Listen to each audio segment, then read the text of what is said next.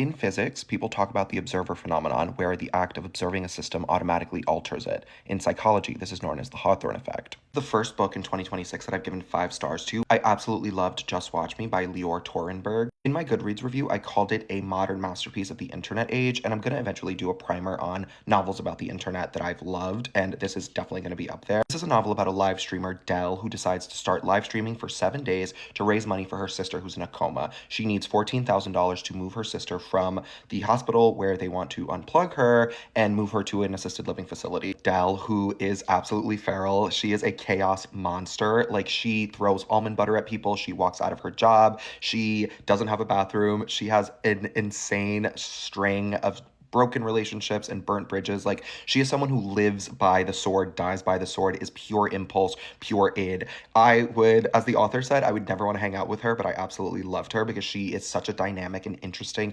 protagonist for this book. You literally never know what she's going to do next, and it's so intense to read a book where literally anything could happen because the main character is like absolutely off her rocker. Being sold as Fleabag meets Big Swiss, which I totally agree with, are perfect comps for this novel. There is an element of wackiness, but I think more importantly, if you scratch the surface, this is an actual novel about capitalism and the sort of dystopian way that people have sort of started using their bodies and putting their bodies on the line to like raise money, to make money, right? She decides to start live streaming, and like people give her money to do stuff live on the stream. She falls into the world of like eating spicy peppers, but it expands beyond that. Like I said, this novel takes a lot of big swings, a lot of them land. I was very, very, very happy with the emotional arc of this novel as well. There is sometimes a danger of like walking the tightrope between like wacky and realistic, but I think this novel does something very masterful where it builds from the world of like live streaming and eating peppers and oh my god, she's so crazy, and then builds to something that is very serious and very stark and sort of devastating, right? At the end of the day, this is a novel about a girl whose sister is in a coma. Like,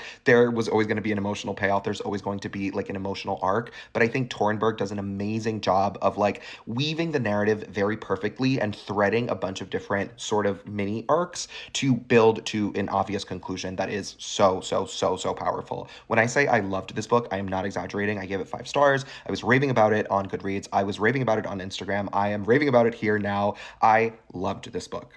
Torenberg has really interesting things to say about the live streaming economy, the way that like the performance of it all, something that I talk about a lot on here, which is probably why this book resonated so much with me, right? The performance of the self when you are performing for viewers or people who are watching you, right? People behind the phone, people behind the laptop. If you are a fan of messy main characters, if you are a fan of very powerful, profound coming of age stories, if you're a fan of sister stories, this is a book for you. Is a book for fans of Big Swiss. This is a book for fans of Ripe.